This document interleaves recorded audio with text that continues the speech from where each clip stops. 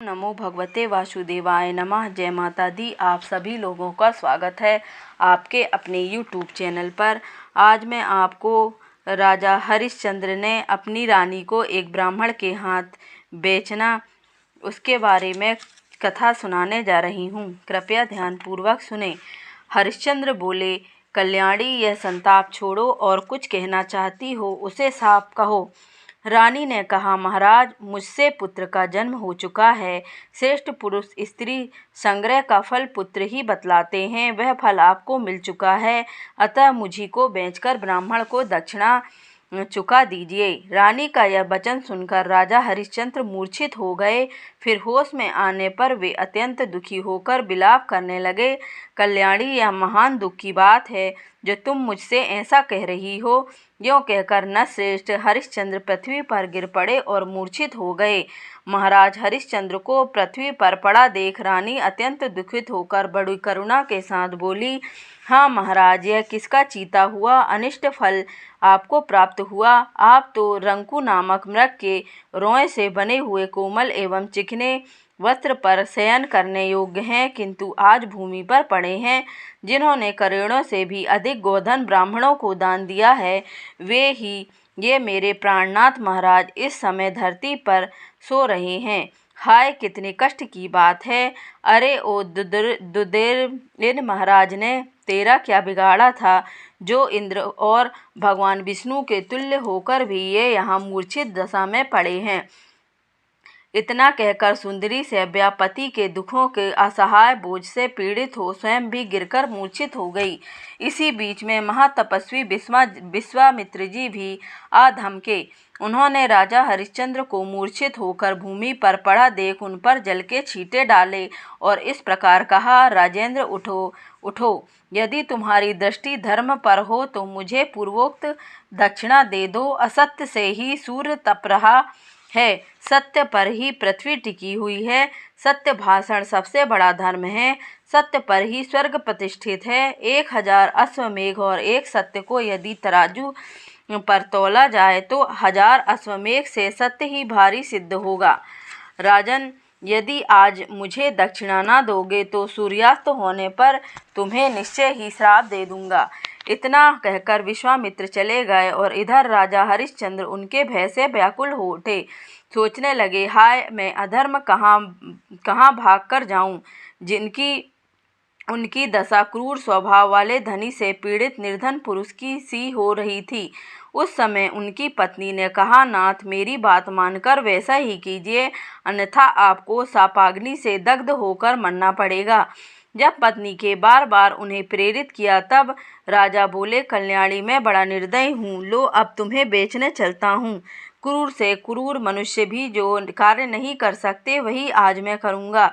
पत्नी से यो कहकर राजा व्याकुल चित्त से गरम नगर में गए और नेत्रों से आंसू बहाते हुए गद्य कंठ से बोले। राजा ने कहा, ओ नागरिकों, तुम सब लोग मेरी बात सुनो। क्या तुम मेरा परिचय पूछ रहे हो? लो सुनो, मैं मनुष्य नहीं अत्यंत क्रूर प्राणी हूँ, क्योंकि अपनी प्राण प्यारी पत्नी को यहाँ बेचने के लिए आया हूँ। यदि आप लोगों में से किसी को मेरी इस प्राणियों से भी बढ़कर प्रियतमा पत्नी से दासी का काम लेने की आवश्यकता है तो वह शीघ्र बोले। इस असहाय दुख में भी जब तक मैं जीवन धारण किए हुए हूँ तभी तक बात कर ले। तदंतर कोई बूढ़ा ब्राह्मण सामने आकर राजा से बोला, दासी को मेरे हवाले करो, मैं इसे धन देकर खरीदता हूँ। मेरे पास धन बहुत है और मेरी प्यारी पत्नी अत्यंत सुकुमारी है। वह घर के कामकाज नहीं कर सकती, इसलिए यह दासी मुझे दे दो। तुम इस पत्नी की कार्य दक्षता, अवस्था, रूप और स्वभाव के अनुरूप यह धन ले लो और इसे मेरे हवाले करो। ब्राह्मण के ऐसा कहने पर राजा हरिश्चंद्र का हृदय दुख से विदीर्ण हो गया। वे उसे कोई उत्तर न दे सके। तब उस ब्राह्मण ने राजा के बतकल वस्त्र में उस धन को अच्छी तरह बांध दिया और उनकी पत्नी को खींचकर वह अपने साथ ले चला। माता को इस दशा में देखकर बालक रोहिताक्ष रो उठा और हाथ से उसका वस्त्र पकड़कर अपनी ओर खींचने लगा। उस समय रानी ने अपने पुत्र से कहा, बेटा जाओ, आओ जी भरकर देख लो, तुम्हारी माता अब दासी हो गई है। तुम राजपुत्र हो, मेरा स्पर्श न करो, अब मैं तुम्हारे स्पर्श करने योग्य न रही। फिर सहसा अपनी माता को खींचकर ले जाए जाते हुए देख बालक रोहताक्ष माँ माँ कहकर रोता हुआ दौड़ा। उस समय उसके नेत्रों से आंसू बह रहे थे। जब बालक पास आया तब उस ब्राह्मण ने क्रोध से भरकर उसे लात से मारा, तो भी उसने अपनी माँ को नहीं छोड़ा, केवल माई माई कहकर बिलखता रहा। तब रानी ने ब्राह्मण से कहा, स्वामिन, आप मुझ पर कृपा कीजिए, इस बालक को भी खरीद लीजिए। यद्यपि आपने मुझे खरीद लिया है, तथापि इस बालक के बिना मैं आपके कार्य को अच्छी तरह नहीं कर सकती। मैं बड़ी अभागिन हूँ।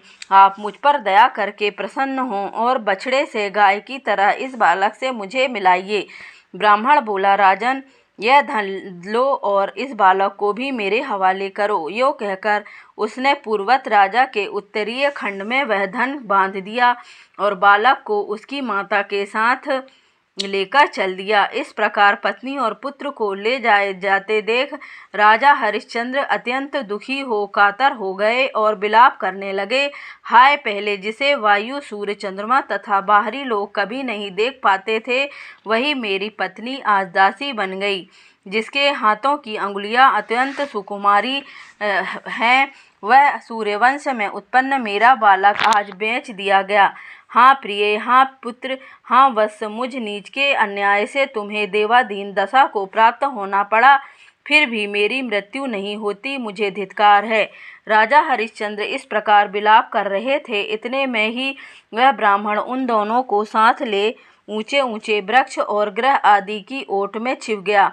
वह बड़ी शीघ्रता से चल रहा था। तदंतर विश्वामित्र ने वहां पहुंचकर राजा से धन मांगा। हरिश्चंद्र ने भी वह धन उन्हें समर्पित कर दिया। पत्नी और पुत्र को बेचने से प्राप्त हुए उस धन को थोड़ा देखकर कौशिक मुनि ने शोकाकुल राजा से कुपित होकर कहा, क्षत्रिय धर्म, क्या तू इसी को मेरे यज्ञ के अनुरूप दक्षिणा मानता है?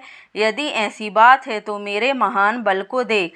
अपनी भली भांति की हुई तपस्या का, निर्मल ब्राह्मण तत्व का, उग्र प्रभाव का तथा विशुद्ध स्वाध्याय का बल तुझे दिखाता हूँ।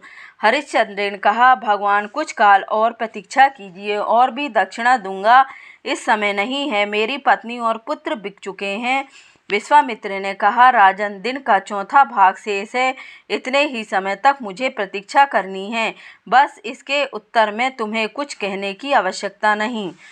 राजा हरिश्चंद्र से इस प्रकार निर्दयता पूर्ण निष्ठुर वचन कहकर और उस धन को लेकर कोप में भरे हुए विश्वामित्र तुरंत वहां से चल दिए। उनके जाने पर राजा भय और शोक से समुद्र में डूब गए। उन्होंने सब प्रकार विचार करके अपना कर्तव्य निश्चय किया और नीचा मुंह करके आवाज लगाई, जो मनुष्य मुझे धन से खरीदकर दास का काम लेना चाहता है हो, वह सूर्य के रहते रहते शीघ्र ही बोले। उसी समय धर्म चांडाल का रूप धारण करके तुरंत वहां आए। उस चांडाल के शरीर से दुर्गंध निकल रही थी। आकार, रूखा बदन, दाढ़ी, मूछें बढ़ी हुई और दांत निकले हुए थे। निर्दयता की तो वह मूर्ति ही था। काला रंग, लंबा पेट, पीलापन किए हुए रूखे नेत्र और कठोर वाणी, यही उसकी हुलिया थी। उसने झुंड के झुंड पक्षियों को पकड़ रखा था। मुर्दों पर चढ़ी हुई मालाओं से वह अलंकृत था। उसने एक हाथ में खोपड़ी और दूसरे में लाठी ले रखी थी। उसका मुंह बहुत बड़ा था। वह देखने में भयानक तथा बारंबार बहुत बकवाद करने वाला था। कुत्तों से घिरे होने के कारण उसकी भयंकरता और भी बढ़ गई थी। अगर आपको मेरे द्वारा सुनाई गई कथा अच्छी लगी हो तो कृपया कर लाइक करें, शेयर करें और सब्सक्राइब करें। धन्यवाद।